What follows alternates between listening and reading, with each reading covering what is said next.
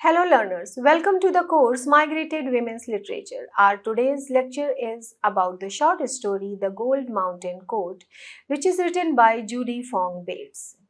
Judy Fong Bates is a Chinese-Canadian author who was born in 1949 and migrated to Canada in 1955 along with her mother. She grew up in Ontario and she was a teacher with the Toronto Board of Education for 20 years. She has worked at the Garden Avenue and Fern Avenue public schools. Judy Fong Bates has also taught creative writing at the University of Toronto and Trent University. While talking about her major works, we see that she has received Alex Award in 2006.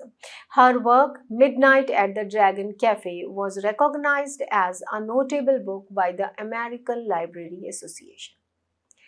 Her other works include China Dog and Other Tales from a Chinese Laundry, The Year of Finding Memory, a memoir. Let us have a look at Chinese migration to Canada. In the 2021 census, it was recorded that more than 1.7 million people reported being of Chinese origin in Canada. Despite contributing towards the Canadian economy and also supporting the construction of Canadian Pacific Railway, many European Canadians were historically hostile towards Chinese immigrants in Canada. Despite their important contribution to the Canadian economy, including the construction of Canadian Pacific Railway, many European Canadians were hostile towards the Chinese Canadians. There was a prohibitive head tax on these Chinese immigrants, which restricted their migration to Canada from 1885 till 1923. Afterwards also, from the year 1923 till 1947, Chinese were excluded totally from immigrating to Canada. There was a ban on Chinese immigration to Canada during these years.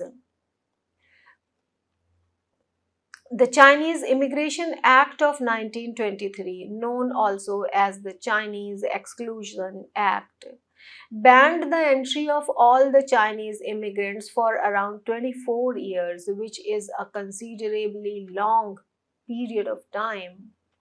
Although migration into Canada for most countries was controlled or restricted in some way. But only these Chinese people were singled out completely from migrating on the basis of race. There were just 4 exceptions to the exclusion, and these were students, merchants, and diplomats, and Canadian-born Chinese returning from education in China. There was also a condition which had put a limit on the absence from Canada, and this limit was for 2 years.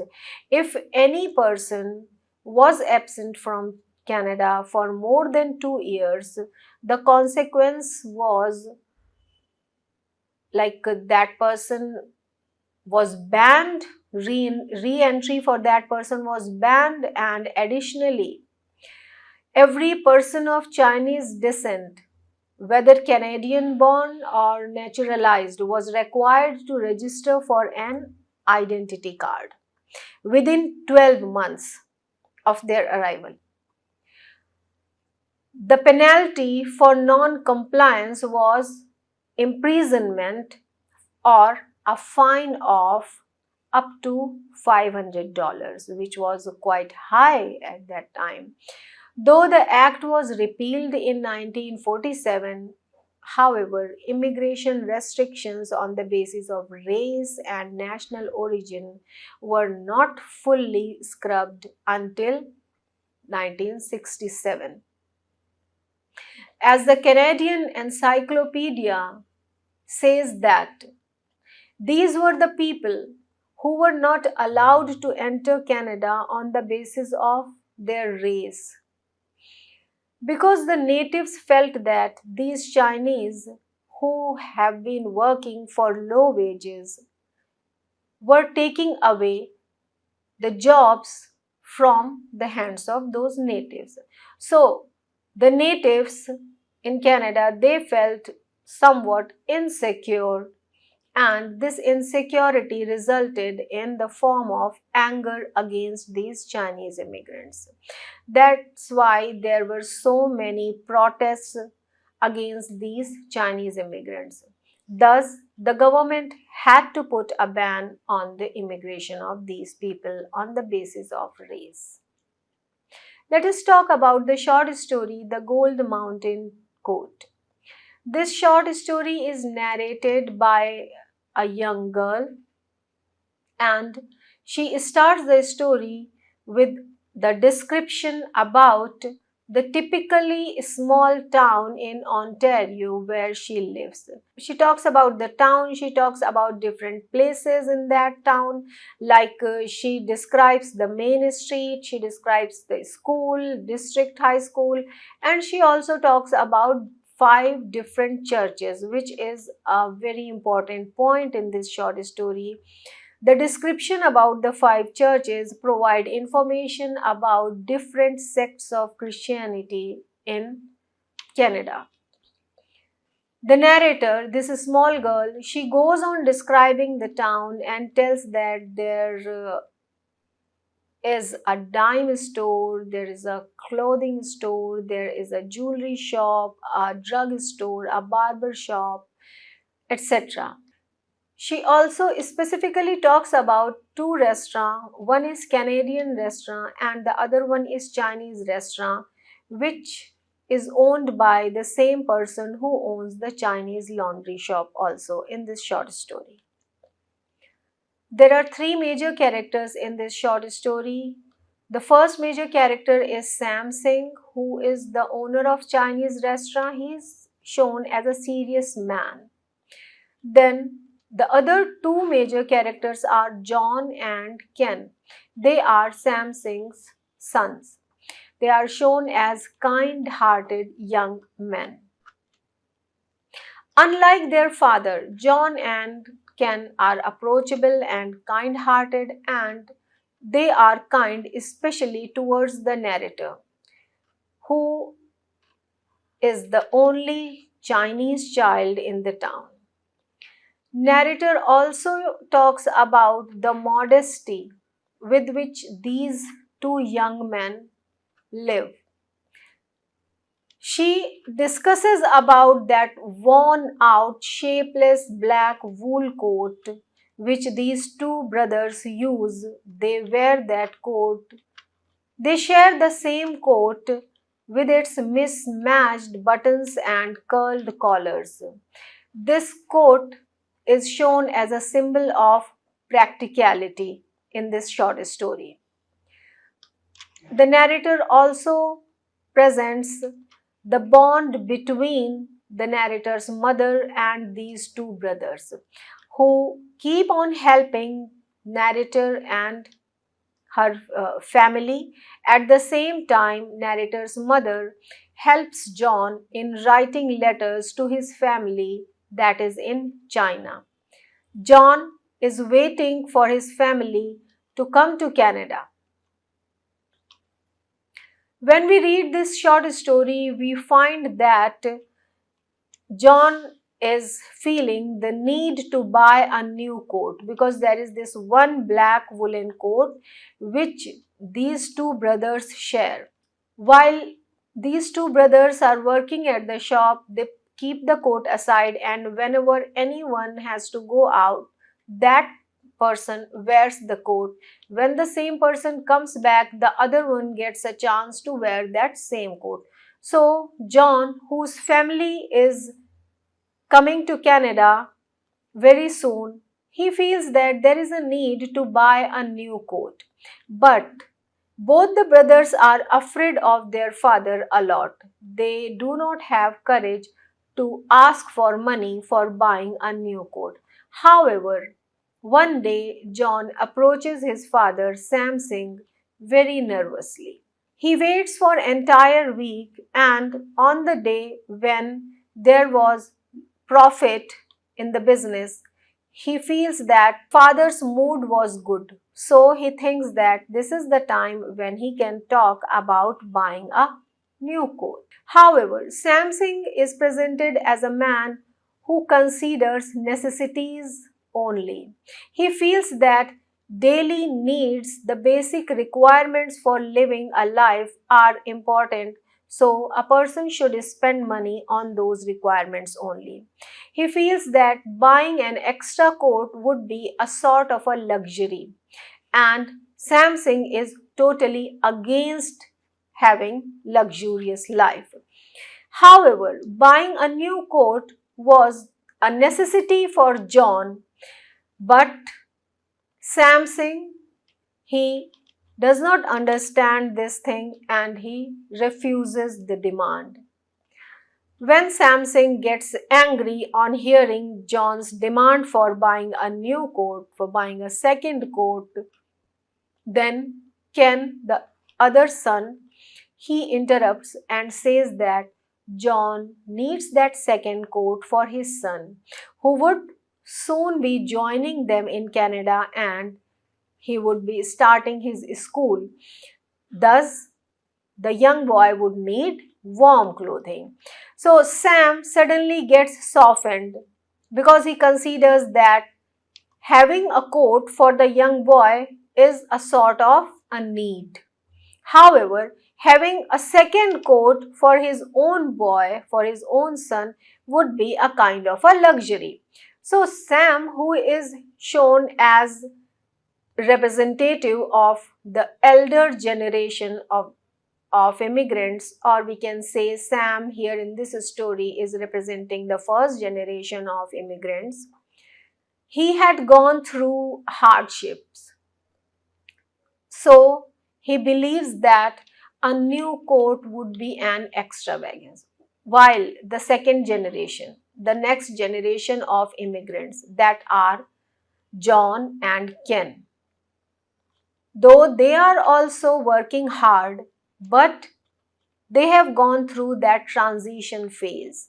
They have seen the culture of their homeland through the eyes of the first generation, and they have not experienced those same hardships which the first generation had experienced. That is the difference which the story writer has presented here in this short story, and this difference has resulted in the difference of attitudes towards life in these characters. Let us discuss different themes that are presented here in this short story. The very first theme that we come across is dominance and class discrimination. Sam Singh is presented as a very dominant man. He is presented as a man who cares for money only. Even he does not treat these two men, John and Ken, as his own sons. He treats them as workers because he wants them to work hard and earn money. So this dominant attitude is apparent throughout the story. From the very beginning of the story till the end of the story, we see that Sam Singh is a consistent character who shows dominant attitude. Another thing that we notice in this short story is representation of class discrimination. The narrator, who is a young girl, she says that John and Ken come to her house, but Sam Singh has never come to the house of the narrator. And the narrator also says that she is not sure of the reason why Sam Singh avoids coming to that house. So the reason might be the difference between the class of these characters. Sam Singh feels that he is from a different class, a class that is superior to the class of the narrator. That's why he does not entertain the narrator, as well as he avoids going to her house.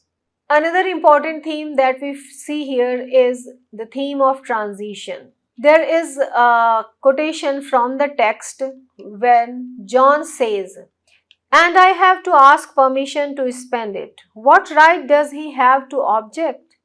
I work hard. This isn't China. Things are different here." So when John says this is not China, things are different here, he is referring to Canada. He is referring to the difference between two cultures. And in this cultural context, he says that when he is working hard, he has all the rights to spend that money. While Samsung, he has not gone through the transitional phase. He is still sticking to that tradition, to that culture, to the customs and beliefs of his motherland, and he believes that all the money earned belongs to the owner only, who is Samsung himself. So John's attitude shows a kind of cultural transformation as well as adaptation to the new culture. We have another example where we see that the concern of migrant families is presented. Every migrant family wants the children to adapt with the new culture. They want the children to learn the language of the host country.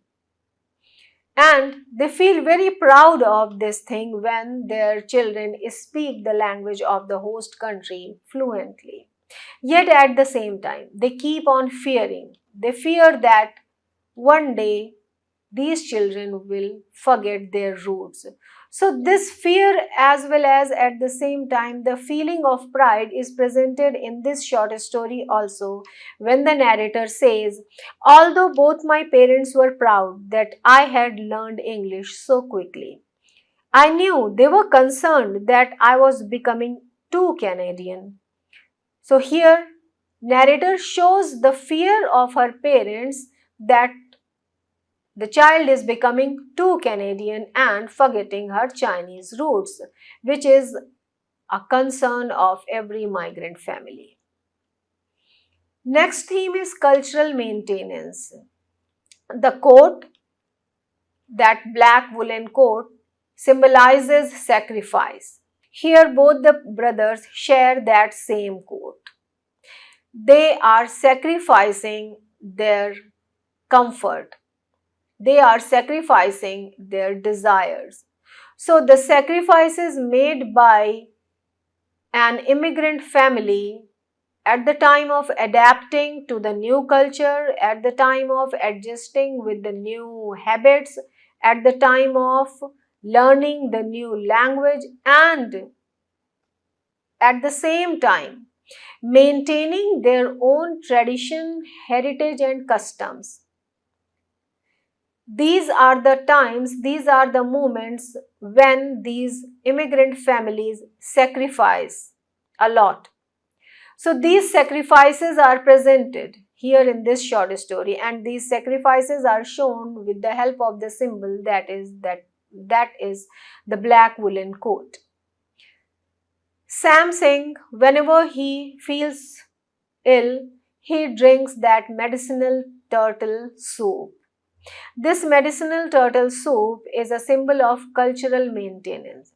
Instead of going to a doctor, instead of going to any medical practitioner, instead of taking any medicine, any other medicine, he prefers taking that soup which is from his homeland. He prefers taking it because it keeps him connected with his roots, and it is a part of his traditional practice. Next theme that we come across is familial relationship. Family is shown as the most important part of human life. Here, the quote reflects on the relationship of father and sons. In this story, Samsung is presented as a strict father. while John and Ken are presented as obedient sons. The respect for elders, the respect for the values and traditions, the concern for each other is shown here in this short story with the help of the theme, that is familial relationship. That is all for today's lecture. We will connect again in some other lectures. Thank you.